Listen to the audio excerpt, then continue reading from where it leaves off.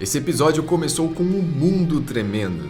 E aqui, a maioria dos titãs colossais estão passando pelo distrito de Trost, que é um dos afloramentos da muralha. O distrito de Trost é aquele que fica antes de Shiganshina, ou seja, eles estão passando por ali, mas agora não existem mais muralhas. E é interessante de ver que os titãs colossais não são simétricos como a gente imaginava, quebrando assim completamente toda aquela matemática que a galera fez há um tempo atrás. E é claro que muitas pessoas acabaram se ferindo com a passagem dos titãs colossais. Se liga, galera, nessa poeira misturada com vapor de titã passando por todo o local. O rastro de destruição que eles estão deixando é gigantesco, mas isso não é nada comparado com o que eles vão fazer no continente. Aqui, eles só estão passando. Só a presença deles está causando tudo isso. Quando eles realmente quiserem destruir, o poder massivo desses titãs é algo inacreditável.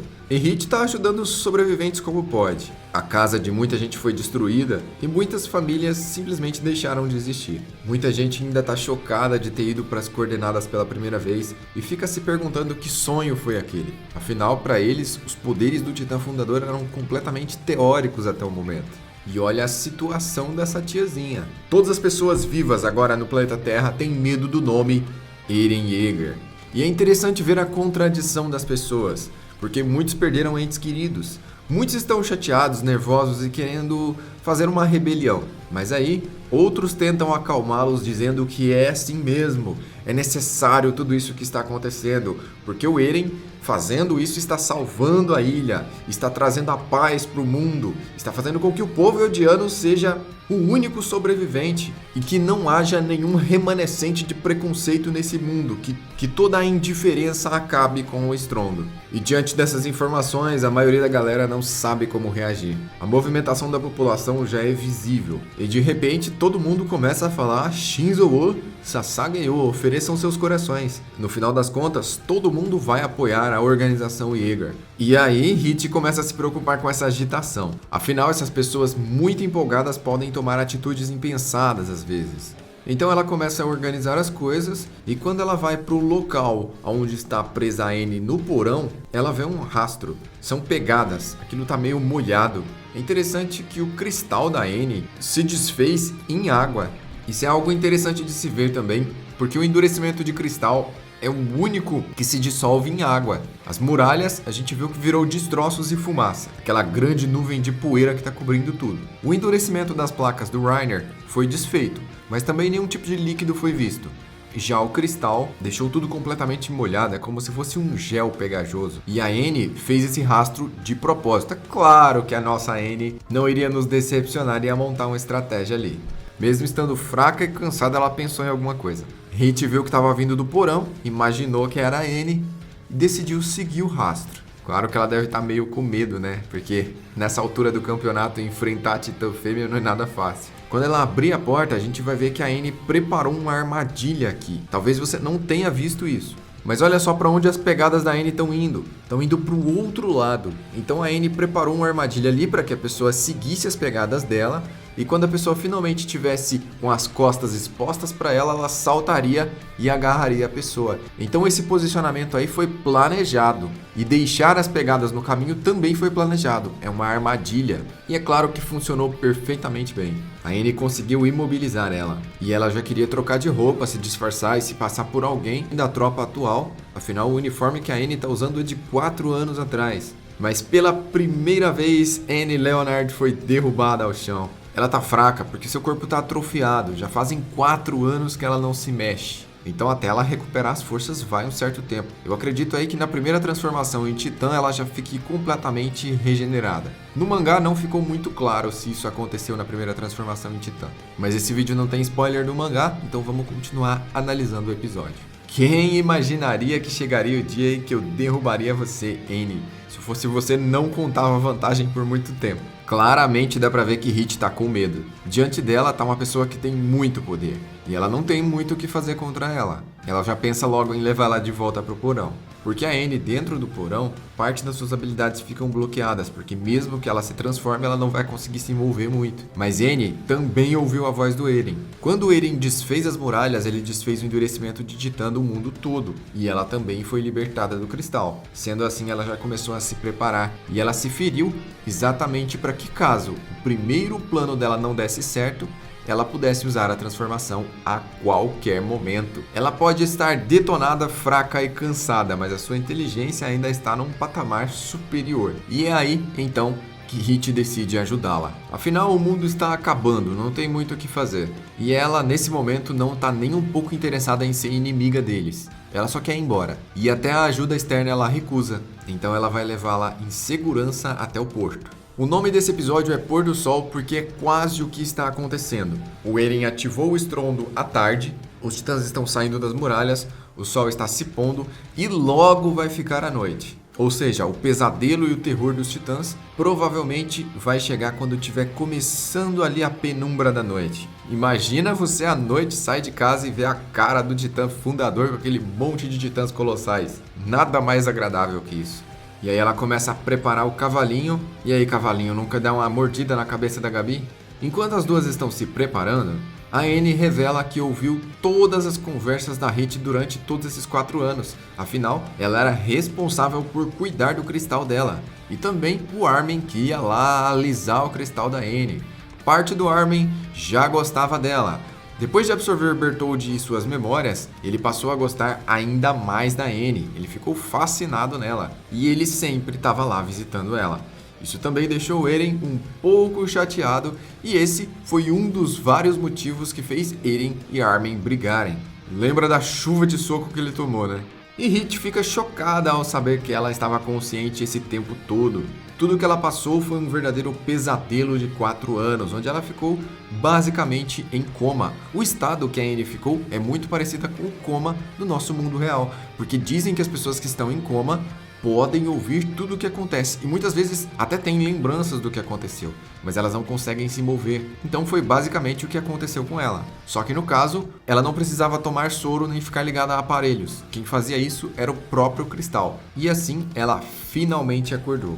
E mesmo inconsciente, ouvindo o que Hit e Armin falava, ela tinha uma noção do que estava acontecendo lá fora. Fala sério, os caras iam fofocar na frente do cristal da Anne. A gente tem mais um flashback com a Anne toda melecada com a meleca do cristal. E ela quer confirmar se o Eren realmente está usando o poder do Titã Fundador, se os objetivos deles são reais e se agora a determinação dele é imparável em cumprir o seu objetivo. Não precisa nem de resposta, né? Já que quando elas saem a cavalo, a própria Anne vê todos os titãs colossais marchando em direção aos continentes e os destroços que ficaram para trás. Aqui, Anne se sensibiliza um pouco, porque ela tá vendo que o ciclo está se repetindo e as pessoas que foram faladas para elas que eram demônios, ela já tinha visto há muito tempo atrás que não eram. Mas mesmo assim ela queria cumprir o seu objetivo. Ela nunca foi muito sentimental. Mas a missão deles, na visão de Marley, era exatamente evitar o que está acontecendo agora, ou seja, salvar o mundo.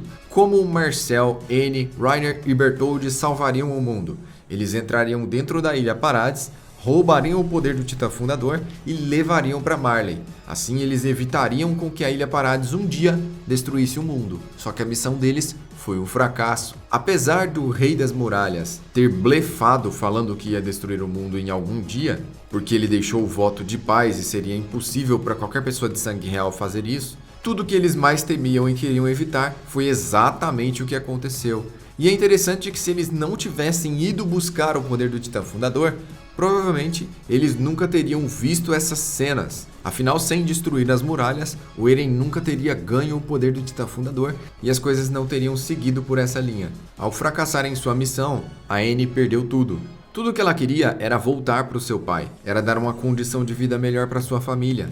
E para a personagem Anne, é muito estranho pensar sobre isso. O tempo todo ela parece ser sem sentimentos. E aqui a gente descobre algo muito interessante sobre o passado da Anne, porque a história dela começa a ser contada. A pequena Anne foi abandonada, isso porque ela era um tabu. Essa fala de que o amante da mãe dela era um Eldiano levanta várias hipóteses, mas principalmente de que a mãe de Anne era marleana. Afinal, se o pai dela é Eldiano, Qual outra denominação tinha a mãe da Anne? Nós sabemos que quando marleyanos e eldianos têm filhos, os filhos são tabu. E geralmente as crianças são abandonadas dessa forma, porque isso é proibido e punível em lei.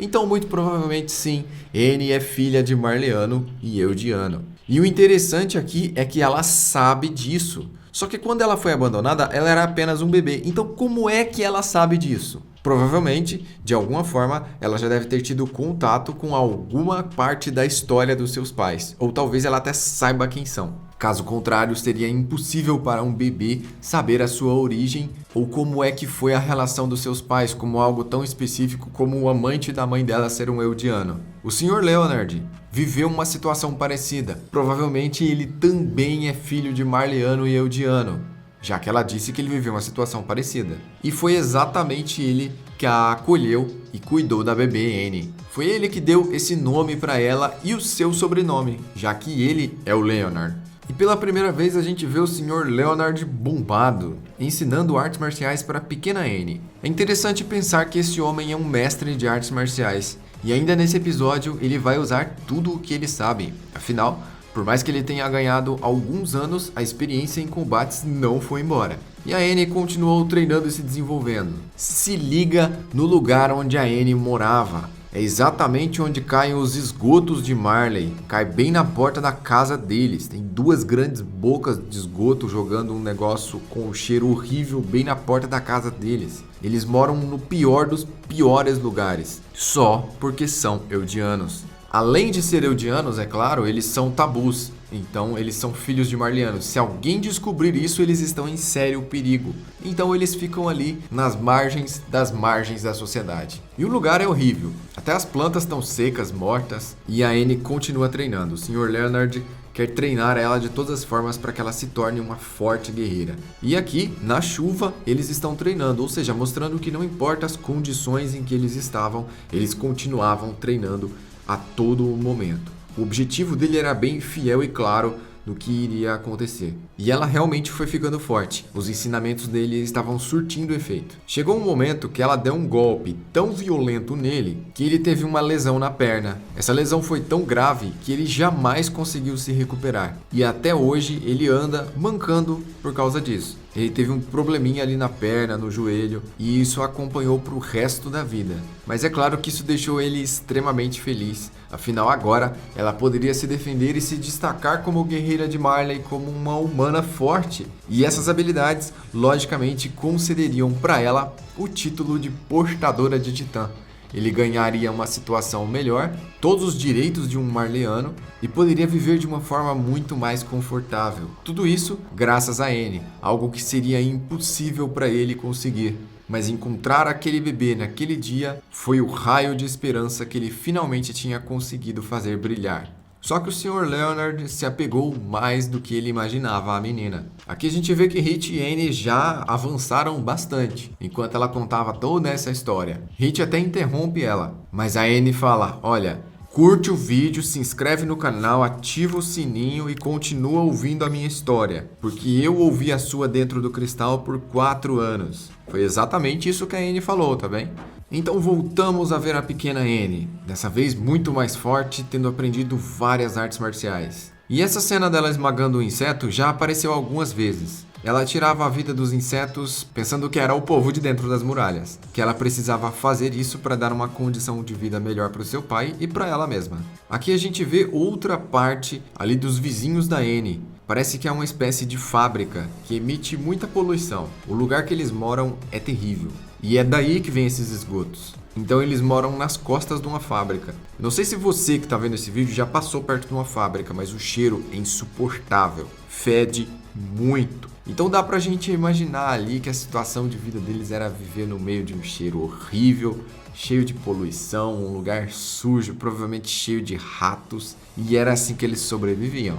O Sr. Leonard desenvolveu um amor paterno por aquela menina, ele não queria mais deixar ela ir, e por mais que ele vivesse numa situação de pobreza e ela fosse a única esperança para tirar ele daquela realidade, ele não queria mais que ela fosse, ele queria que ela ficasse. Ele preferia viver naquela situação de angústia, amargura e pobreza do que deixar a sua pequena criança ser levada para ser enviada para uma ilha para tentar recuperar o poder do Titã Fundador. Ele não queria que ela arriscasse a sua vida, nem que ela lutasse, e por mais que ela lutasse e vencesse todas as batalhas, ela viveria só por mais 13 anos, já que ela ganharia o poder dos Titãs. E assim ele tentou convencer ela de todas as formas a ficar. Olha essa reação apática da Anne. Ela nem tá olhando para ele. Eles chegam ao acordo dela fazer essa missão de Parades, que seja a missão que ela vai cumprir com sucesso e voltar para casa e não fazer mais nenhuma. E foi exatamente isso que ela fez. Ela prometeu para ele que voltaria para casa. Agora que o mundo está acabando, as coisas já perderam um pouco o sentido.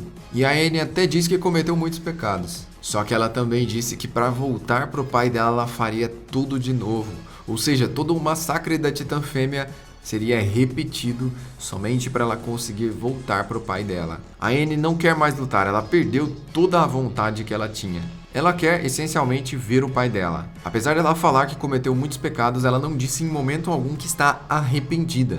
Afinal, existe uma distância muito grande em saber que errou e estar arrependido pelo erro. Mas Hit lança logo a verdade na cara dela, que provavelmente ela não vai mais encontrar o pai. Ela só vai encontrar as pegadas dos titãs colossais. E olha só o pôr do sol que dá nome ao episódio. O sol ao fundo se pondo e os titãs do Eren avançando. Esse quadro é muito importante. Eu sei que tem gente que passa, tem gente que não lê. Mas isso aqui, pelo amor de Deus, isso é muito importante. Vamos lá que eu vou explicar. Ao longo de 100 anos, o rei 145º, usando a ameaça falsa, garantiu paz na Ilha Parades. Devido à jura de renúncia de guerra, o rugido de terra e seus milhões de titãs colossais não puderam ser colocados em prática até agora. Ou seja, aquela galera que fez tanta matemática calculando a quantidade de titãs que tem dentro das muralhas, acabou de ser desbancada de novo, porque no mangá é dito que são milhões de titãs. No anime foi confirmado que são milhões de titãs.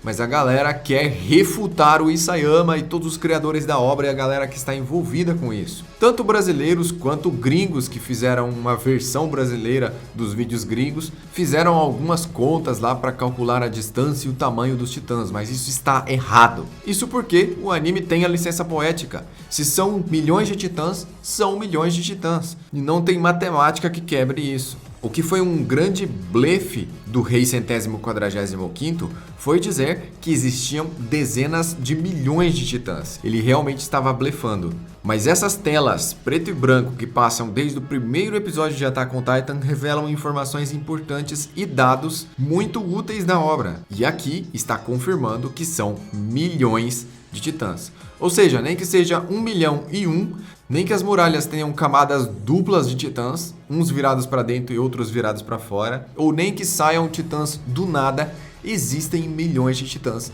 dentro das muralhas. Não importa de onde eles vão sair, não importa como eles estão colocados lá dentro, não importa como eles estão posicionados lá dentro, tem milhões. E aqueles vídeos de matemática de titã estão errados. Seguindo na tela, as 3 camadas de muralhas da Ilha Parades foram destruídas e os titãs colossais continuaram a aplanar toda a terra à sua frente. Agora, o rugido de terra começou. Não resta muito tempo até a destruição do mundo. Algumas traduções dizem que o rugido de terra é o estrondo. Eu, basicamente, gosto mais da palavra estrondo, que também é a palavra que dá nome para a abertura. O nome da música não é tremor de terra, nem rugido de terra. O nome da abertura é estrondo, rumbling. E eu, sinceramente, prefiro continuar usando estrondo. Diz aí nos comentários qual que você acha melhor, estrondo ou rugido de terra. O povo eldiano fora da Ilha Parades está completamente desesperado, porque todos eles foram para as coordenadas e ouviram um anúncio do Eren de que tá vindo a destruição total. E aí eles tentam convencer o povo de Marley para libertar eles, para eles fugirem para algum lugar, para ir para algum lugar seguro. Na verdade, não tem para onde fugir, não existe lugar seguro a não ser na Ilha Parades. Só que para ir para a Ilha Parades tem que passar pelos titãs colossais, ou seja, não tem escapatória. Mesmo assim, eles querem fugir, vai que dá certo. Só que os marleanos não querem deixar eles fugirem, porque os eldianos têm que viver em lugares concentrados, em lugares que somente eles podem circular por ali. Se eles saírem, duras penalizações vão ser aplicadas a eles. Então, eles não podem sair de determinadas áreas. Só que aqui eles estão pedindo para sair, para fugir. Só que os marleanos falaram, não, vocês combinaram isso aí não existe. Vocês estão de tramóia, vocês estão só querendo fugir, a gente não vai deixar de forma alguma. O pai da Anne é o que está argumentando ali, sendo o líder da galera. Esse é o Sr. Leonard. E ele falou, cara, todo mundo dentro de Marley, que foi Eldiano, que você perguntar vai te dizer a mesma coisa. A gente viu o poder do Titã Fundador. É tipo assim, para as pessoas que são Eldianas, já é muito teórico o poder do Titã Fundador. Agora imagina para os Marleyanos que nem sequer ao menos sabem que os Eldianos podem ir para uma dimensão na coordenada e ouvir a voz do Titã Fundador. Isso para eles é completamente maluquice e eles nunca vão acreditar nisso. E aí fica aquele clima tenso, porque desde velhos até crianças ouviram que Eren Yeager está vindo. E quando eles insistem, os Marleyanos usam a força. E aí as coisas começam a ficar ruins. Porque eles sabem que tá vindo um perigo muito grande e os soldados estão fazendo pressão contra eles. Então tá aqui o Sr. Leonard, mestre em artes marciais, pronto para ressuscitar as suas técnicas e usá-las novamente em combate. Ele se lembra uma última vez lá do lixão onde ele morava com a Anne e ela chorando e prometendo que iria voltar. Então ele ativa as suas técnicas que estavam guardadas por muito tempo e avança sobre o soldado Marleyano. Com certeza ele vai fazer alguma coisa, mas à volta dele existem outros soldados. Então todo o povo tem que se revoltar, senão somente ele vai ser detido. O pessoal também está tentando defender o seu instrutor, mas ele já não quer mais defesa. Aqui, quando ele falou não há mais lugar para mim, em japonês ele falou que não existe mais um lar para mim. A palavra que ele usou se encaixa melhor lar do que lugar, ou casa talvez. Isso quer dizer que não tem um lugar seguro que ele possa morar, o que faz mais sentido com a próxima fala dele, quando ele fala que não tem mais físico para viver nas montanhas e etc. Então ele explica que fez o que fez até agora simplesmente porque ele estava querendo que o pessoal que estava do lado dele obedecesse à organização Yeager e se juntasse com eles, já que eles ganharam tanto poder que não tem como pará-los mais. Não tem mais como ir contra eles, então a única forma é obedecê-los, seguir as ordens deles e assim conseguir prosseguir com a sua vida. Caso eles se tornem rebeldes, além de não ter nenhuma causa nem motivo aparente, eles vão somente sofrer. E assim, se submetendo ao novo regime, eles vão conseguir proteger a sua integridade física, como ele mesmo diz. E ele até promete uma revolução, uma revolta daqui a um tempo. Mas isso quer dizer que para ele acabou, ele vai se entregar. Ele não tem mais nenhuma intenção de lutar ou fugir. E o Armin está se arrumando para ir atrás do Connie. Ele quer salvar o Falco de todas as formas. E a Mikasa está tentando convencer ele a ficar. A Mikasa não está muito boa nas argumentações ultimamente. Mas o Armin está determinado em ir. Ele quer ganhar a confiança da Gabi, porque claro, o Armin é um estrategista, ele sempre pensa lá na frente. Então ele quer ganhar a confiança da Gabi para descobrir onde estão os portadores de Titã dentro da Ilha Parades, para eles conseguirem se defender, já que o Reiner e a PX sozinhos causam um grande estrago. E se eles fizerem um ataque surpresa, muitas vidas podem ser perdidas nessa brincadeira. E aí a Mikasa fica sem argumentos. E é interessante esse pensamento do Armin, porque o problema dos 9 titãs realmente não desapareceu. A luta entre eles vai continuar caso o poder dos titãs não deixe de existir. Só que agora eles vão duelar somente com o povo da Ilha Parades. Porque no final das contas, a Ilha Parades vai ser o único local habitável na Terra. O único local que não foi pisoteado pelos titãs colossais. Só que a preocupação da Mikasa é outra, dá pra ver claramente que ela tá pensando em outra coisa. E aí vai o Armin na sua determinação. Nesse tempo que ele tá explicando isso pra Mikasa, ele já poderia estar na metade do caminho por aí.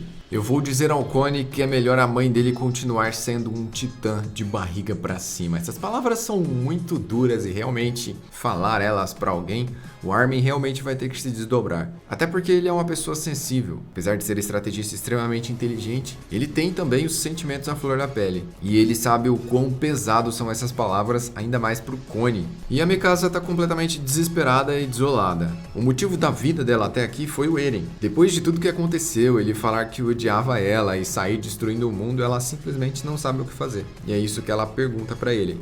Olha pela janela que dá pra ver. Os detalhes em Shingeki no Kyojin são fantásticos. A altura do reflexo do sol mostra que é o pôr do sol. Essa cor alaranjado, quase vermelho, mostra que realmente é o pôr do sol, que é o nome desse episódio. E diante essa pouca luz, Armin tá pra perder completamente a paciência e fala pra ela ir ajudar o Jean. Vai pra lá. É aí que ela estoura o último nível de paciência do Armin, perguntando sobre o Eren. Ele perde completamente o controle e estoura pra cima da Mikasa, dizendo que eles não têm nada o que fazer, que ele não sabe como reagir, que a Renji e o Levi podem não estar vivos e que eles mesmos podem estar em perigo. Claro que ele tá preocupado com a Anne, e que tá tudo muito desorganizado, é muita coisa para pensar ao mesmo tempo. Até a rainha pode estar em perigo. Então ele tá muito estressado. Como ele mesmo falou, ele tá muito cansado, tá há algum tempo sem dormir. E ele lançou toda essa fúria por cima da Mikasa. Ela ficou sem reação. Aí que ele percebeu o que ele estava fazendo. Ele estava descontando todo o estresse que ele tinha acumulado nela. Só que ela também já tá muito estressada. A reação dela foi tristeza e não ódio. E aí o Armin diz uma das coisas mais inteligentes que ele já falou em toda a obra. Se o Erwin tivesse aqui, ele não teria perdido o controle dessa forma. Que o Armin não era a pessoa certa para ser trazida de volta à vida. Armin, infelizmente eu concordo profundamente com você. Se o Erwin tivesse aqui, as coisas seriam muito diferentes. E com certeza ele teria feito coisas que você não consegue fazer. A experiência e determinação daquele homem superam e muito todas as suas habilidades. Mas Levi, quando ficou em dúvida entre trazer você e ele, quis dar um descanso para Erwin de todo aquele mundo amaldiçoado pelos titãs.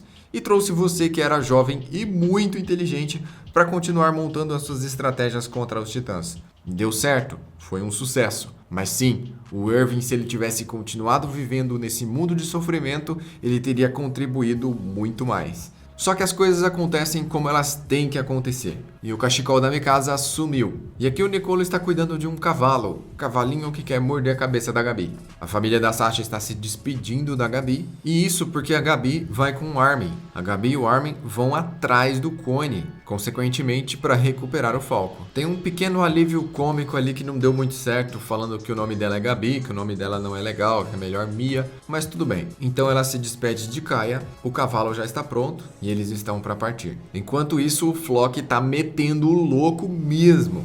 Ele tomou totalmente o controle e é ele que tá mandando em tudo. Ele reuniu todos os Marleyanos que estão ajudando Parades, aqueles que foram capturados nos navios, porque assim, Marley mandava navios para Parades para tentar espioná-los ou atacá-los. O Eren se transformava em titã de ataque, levantava o navio no ar e dava para eles a opção de seguirem Parades ou perderem suas vidas ali mesmo. Alguns deles decidiram se juntar à causa Parades, e esses estão aqui agora. Essa galera, no geral, estava seguindo a Yelena como líder, e a Yelena estava seguindo o Zeke. Logo, todos eles são suspeitos de seguir as ideologias do Zeke e não do Eren. Só que aqui, eles vão ter que seguir a ideologia do Eren, querendo eles ou não. E Flock dá essa escolha.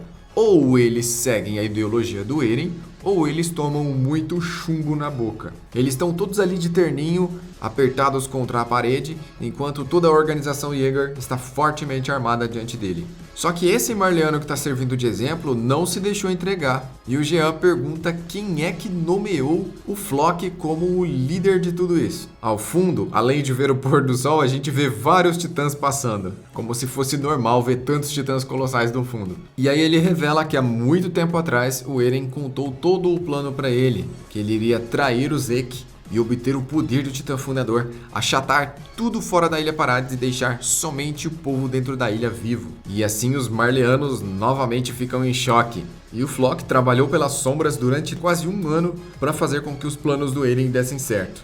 Dá pra ver ali no fundo a Yelena, ela tá sentada. Ficou tão escuro essa cena que mal dá pra ver a Yelena. Mas ela tá desolada porque ela acha que o Zeke se foi. Então ela nem tem reação mais, parece que ela nem consegue ficar de pé, ela tá completamente deprimida. E ela deveria ser a líder deles, eles deveriam estar seguindo a ideologia dela, mas agora tá ali o Flock impondo uma nova visão. É para os Marleyanos se nomearem Eldianos, para eles serem aceitos agora na nova Parades. E o jeito do Flock motivar as pessoas é ótimo. Ele falou, olha, logo suas terras vão ser todas destruídas, suas famílias vão ser todas pisoteadas, então relaxem e obedeçam cegamente Parades. Melhor coach motivacional que existe. É claro que a galera ouvindo esse discurso psicopata ficou totalmente assustada. E aí ele fala, galera, quem quer se juntar a Parades dá um grito. E fica todo mundo calado. Então ele resolve pegar esse aqui de exemplo. Ipei! Não foi um, não foi dois, mas foram vários disparos. E o cara ficou lá no chão fazendo cosplay de peneira. Daí, novamente, o Flock, com toda a sua paciência, resolve dar mais uma chance pra galera pensar mais um pouco. Ele manda com que eles sejam presos, para que eles reflitam um pouco mais nas suas celas se eles devem servir Parades ou não. Entre os prisioneiros também está a Yelena. É legal seguir a Yelena aqui e saber a localização dela o tempo todo, porque no mangá ela simplesmente desapareceu. E só Ymir sabe onde a Yelena está. então vamos no anime seguir cada um dos passos dela detalhadamente. A Mikasa, que já estava confusa e já tinha tomado bronca do Eren, agora chegou perguntando pro Jean o que estava acontecendo. O Jean estava completamente desolado e mal conseguiu responder o que a Mikasa estava perguntando. Mas o Floch vai responder. É liberdade, é o objetivo de tudo isso. Depois que o Eren destruir tudo fora da Ilha Parades e tudo dentro de Parades estar coordenado e controlado, eles vão poder finalmente viver a vida em paz que eles sempre sonhavam. E o Jean tá tentando processar essas informações, já que qualquer sinal de rebeldia do lado dele vai ser duramente punido. E o Floch diz pro Jean voltar a ser aquele cara imprudente, irritante e atrevido. Então a Mikasa faz a pergunta que não quer calar: onde está o Levi e a Range? E ele inventa uma mentira. Ele fala que eles foram eliminados pelo Zeke. E o Coin tá quase chegando na vila dele levando o Falco. O Falco não se lembra de nada, já que ele perdeu as memórias. Toda vez que você ganha um poder de titã, você tem uma amnésia e as suas memórias ficam confusas. Então ele não sabe quem ele é, nem onde ele está, nem o que está acontecendo por ali. Mas ele sabe que o sol está se pondo. O pôr do sol, que dá nome para esse episódio, é exatamente o que o Falco está usando para se localizar. Eu não preciso dizer o quanto o autor dessa obra é maestral em unir essas informações. De todas as formas, ele sabe a posição geográfica que está pelo pôr do sol. Mas Clone inventa um monte de mentira, falando que vai levar ele para o hospital e tudo mais. Falco não se lembra que se tornou um titã, e Clone quer levar ele para sua mãe devorar de qualquer forma. De todas as formas, Falco agradece. Mas ele se lembra instintivamente que ele precisa voltar para o sul, e logo ele vai recuperar suas memórias. Para ajudar o Falco a recuperar suas memórias, curte aí o vídeo, se inscreve no canal, ative o sininho com todas as notificações. Se você gosta de análise de animes, você precisa estar por aqui. E comenta aí embaixo qual anime você está acompanhando cada lançamento. Kimetsu e Attack on Titan encerraram as suas temporadas. A de Kimetsu já foi confirmada. Mas comenta aí embaixo qual anime você está acompanhando nesse momento. Quem sabe a gente não faz análise dos episódios dele aqui no canal. Eu sou o Joel, eu vou ficando por aqui e até a próxima.